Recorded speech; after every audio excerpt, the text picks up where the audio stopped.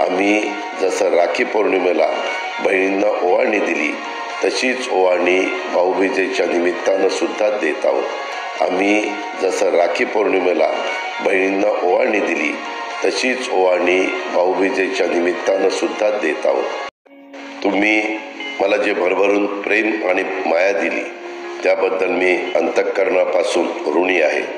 दरवर्षी राखी पौर्णिमेला प्रत्येक बहीण आपल्या भावाला राखी बांधते, पण तुम्ही तुमच्या या दादाला हजारो राख्या बांधून मला जगातील सर्वात भाग्यशाली भाऊ, भाग्यशाली दादा बनवलंय। या वर्षीची राखी पौर्णिमा मी कधीही विसरू शकणार नाही। तुम्ही दिलेल्या प्रेमानं आणि माझ्यावर दाखवलेल्या विश्वासानं माझी जबाबदारी आता लाख पटीनं वाढली आहे। तुम्ही दाखवलेला विश्वास सार्थ ठरवण्यासाठी, तुम्हाला लाभ आणि त्यातून बळ देण्यासाठी तुमचा दादा तसोभर देखील कमी पडणार नाही, हा माझा वादा आहे आणि तो मी शेवटपर्यंत निभावणार।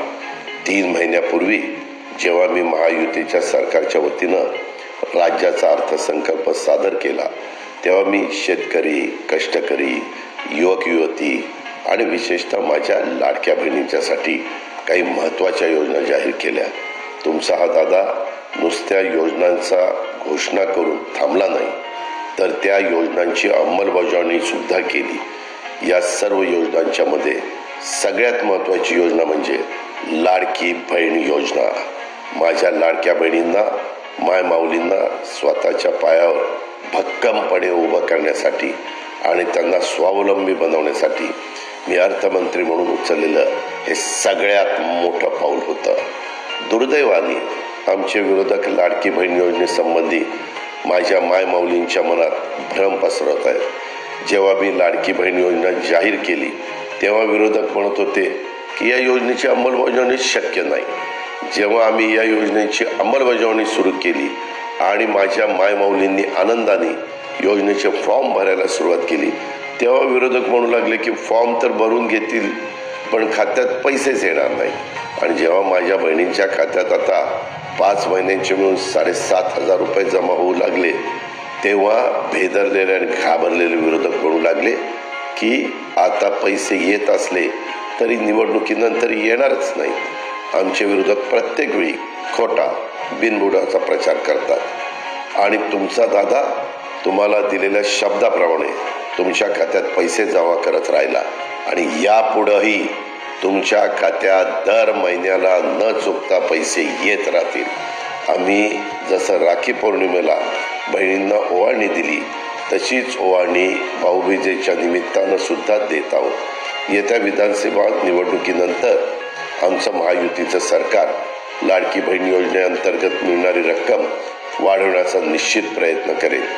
हे राज्यातील मायमाऊली आणि बहिणींच्यासाठी उचललेलं एक ऐतिहासिक पाऊल असेल, याची माझ्या लाडक्या बहिणींनी नोंद घ्यावी। याला जोडूनच मी अजून एक महत्त्वाची गोष्ट माझ्या बहिणींना सांगू इच्छितो की माझ्या काही विरोधकांनी उघडपणे जाहीर केलंय की निवडणुका संपल्यानंतर ते ही योजना बंद करतील। महाराष्ट्रातील करोडो बहिणींना संसाराचा गाडा हाकण्यासाठी, मुलांच्या शिक्षणात मदत करण्यासाठी, त्यांना त्यांच्या पायावर सक्षमपणे उभं राहण्यास मदत करणाऱ्या लाडक्या बहीण योजनेला विरोधक बंद करण्याचं स्वप्न बघत आहेत। परंतु तुम्ही बांधलेल्या आणि पाठवलेल्या प्रत्येक राखीची शपथ घेऊन सांगतो, तुमचा दादा ही योजना बंद होऊ देणार नाही। निवडणुकीच्या वेळी विविध पक्ष एकमेकांवर अनेक आरोप करतात, एकमेकांच्यावर हल्ले देखील करतात, पण मला असं वाटतं की विरोधक लाडकी बहीण योजनेबद्दल खोटी माहिती पसरून माय माऊलींचा अपमान करत आहेत, भीतीचं वातावरण पसरत आहेत। पूर्वी विरोधकांनी सांगितलं की पैसे मिळणारच नाही, आता ते म्हणत आहेत की पैसे का दिले जात आहेत, याचं उत्तर माझ्या भगिनींना द्यावं लागेल। विरोधक म्हणतात की महिलांना थेट पैसे देणं व्यर्थ आहे। त्यांना मी सांगू इच्छितो की मागच्या 2 महिन्यात मला हजारो बहिणी भेटल्या, काहींनी राखीसोबत पत्र पण पाठवलं।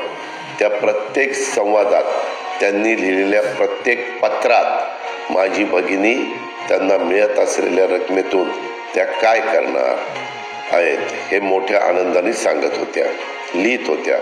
काहींनी तर सांगितलं, या पैशातून छोटासा व्यवसाय करून आपल्या कुटुंबाला समृद्ध करण्याचा प्रयत्न करणार आहोत. एका माऊलींनी 2 महिन्याचे आलेले पैसे आणि त्यात आपले स्वतःचे काही पैसे जोडून एक शिलाई मशीन घेतली.